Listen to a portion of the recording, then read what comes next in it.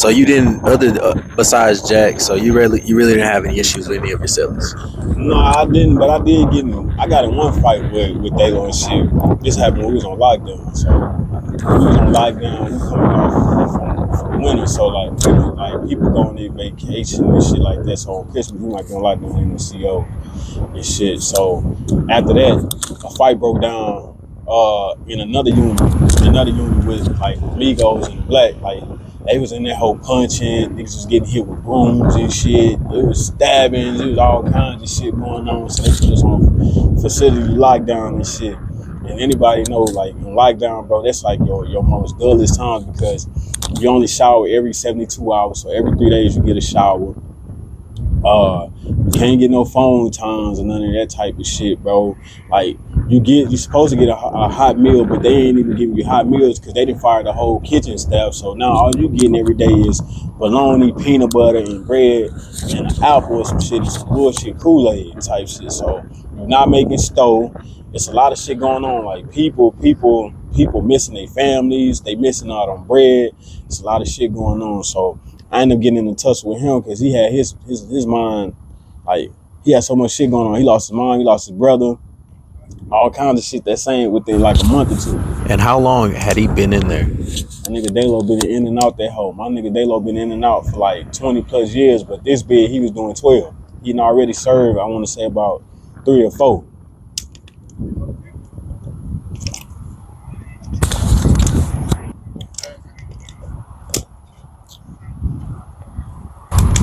You can go ahead and continue. Yeah. So like he was already serving about 3 or 4 years already into his bid and shit. Like he had a lawsuit going on. So he had, I forgot what is that, carbon monoxide poison or some shit like that. He had $1 million lawsuit going on type shit.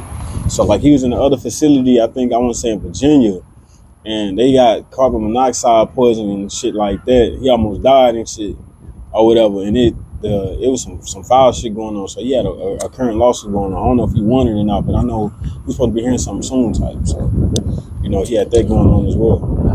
And go ahead and continue to tell us about that fight between you and him. How the fight went down, like I said, it's a lot of stuff going on. It's a lot of shit going on. You got a lot of emotions going through you on lockdown, bro. Like you can't do nothing. Like you closed in. All you can do is just the same things repeatedly. And you got CEOs telling you, oh, the lockdown might end, this and that. So, he got this going on. So one day, I guess he was feeling some type of way. So one day I'm like, bro, I'm finna make me something to eat and shit like that. I'm finna make my little sandwich and shit.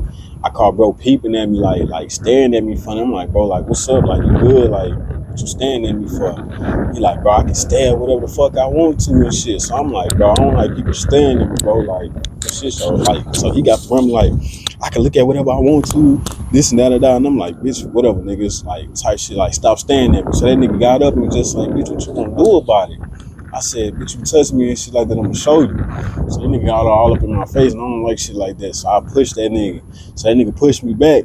So when he tried to come in and hit me type shit, I weed that hoe and I stole off on that nigga. So then that nigga got the punching, we got the punching in that hoe. Nigga grabbed me and shit, tried to put me in the headlock and shit like that, trying to choke me out. I ended up reversing that hoe. I ended up getting a grip on that nigga and shit. Had him in that choke block. So then that's when I pushed him out. I said, nah, bitch, we gonna do this shit standing up, like straight hands type shit. So that nigga swung and shit. I ain't gonna lie, he hit me one good time, bro. He hit me in the jaw type shit. That hoe caught me out by surprise, cause like I could tell he didn't want to fight me type shit. So when he tried to come in, just like, bro, I'm good on the fighting and shit like that. As soon as he walked in, bitch, I stepped in one-on-one and I hit his ass, made his ass fall back like I'm good type shit. So then I seen that nigga started crying. He started crying. I was just like, damn, bitch, like, what's wrong, nigga? I nigga in this whole, like, bitch, this lockdown getting to me. You not supposed to be fighting type shit. You like my son and shit like that. And I mean, this whole missing my mom and all that type shit. Nigga got to talking and shit. So I was like, we squashing that shit like that. We chopped it up. It's just like, bro, yeah, I fought you on some dry shit because, like, I'm frustrated in this whole, and I'm like, bitch, I am too, but you tried to test my gangster type shit. You tried to play me like I was a little boy and shit, and I wasn't going. But that nigga just like, respect. I like how you handle that situation. Like, you ain't fold, my nigga. Like, you still 10 toes and shit. You handle your other shit. We boxed or whatever, but we was able to talk like a man out of this and shit. So I earned some more respect from him. As as far, so you guys, it ended with respect. So as far as like that issue right there, that was just a dead issue from that point forward. Yeah, Never came back up. So Tyson, it never came back up. And he was just like more so like, bro, if you got to beef with some people and shit like that, what's up? Did you think, man, this dude, he trying to trick me? He a vet. He trying to catch me when I go to sleep. Yeah, so I always thought about that too. I'm like, we done did all this. You probably play this shit cool now, and then try to get me in my sleep type shit. But ended up working out and shit like that. Like I said, like it was really no place at the end. Like it was strictly, respect out there. So, I heard you say something. Respect is the biggest thing. That's what we said at the beginning. Right. But I heard you just say something like when he was addressing you, he said like he called you like a bitch. So I wanted to know, like, on the streets, it's this new fab going on where everybody call each other bitch. What's up, bitch? What's up, ho? What's up? And it's like cool on the streets for like guys to talk to each other like women, right? It's the same way we would hear our mothers talk to like their friends, or like your sisters talk to their friends, and older cousins talking to their friends. Like, so in prison, if that goes on, if a young man comes in or anybody and then they address another man by bitch, what's like the temperature like in there? Or is it conformed to like the same way in the world, or is it straight up zero tolerance? Oh yeah, it's definitely zero tolerance. Like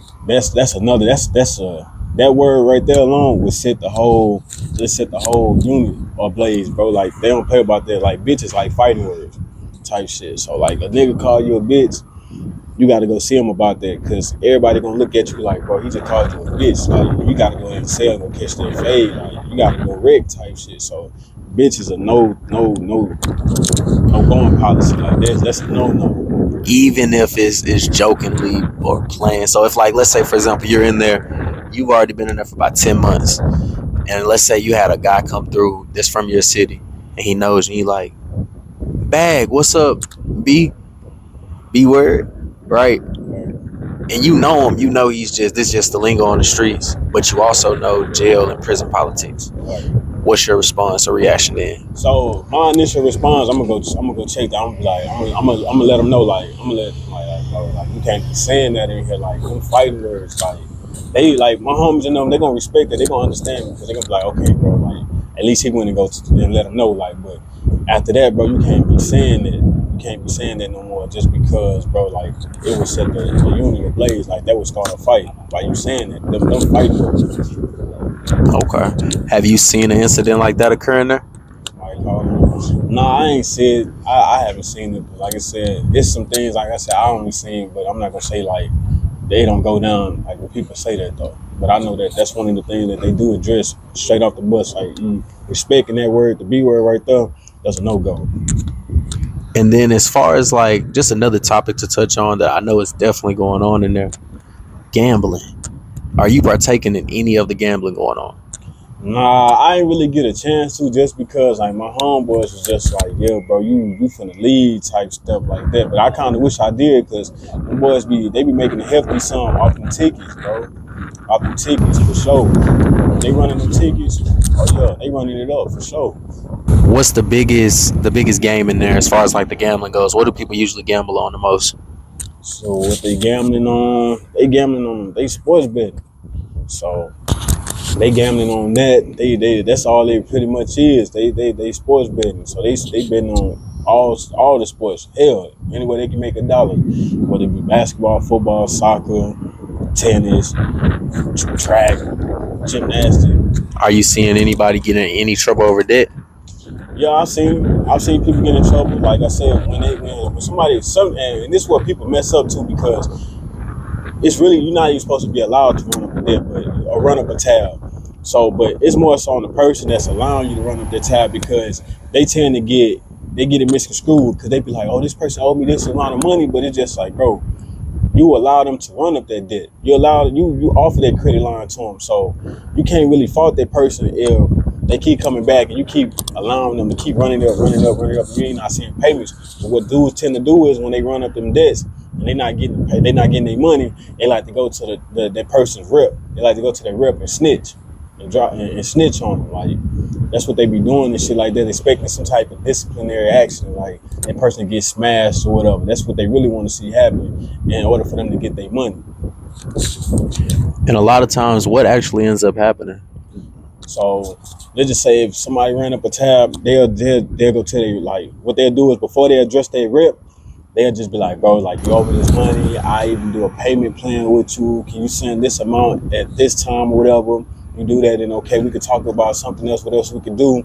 But if you're not coming through on their word, because your word is bond, and your word means everything. When you give somebody your word, that's law. That's law. That's it.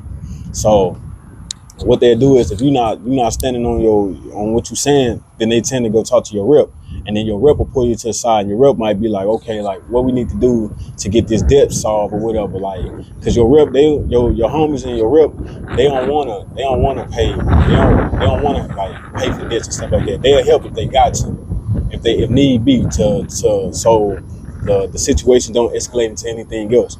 So they'll help pay your debts and stuff like that. But best believe, bro, they're gonna get on your ass. You might get smashed and then they'll help you, or they might give you a warning and be like, bro, we're gonna help you this time, but if this happens again, then we definitely gonna smash you, like, type shit.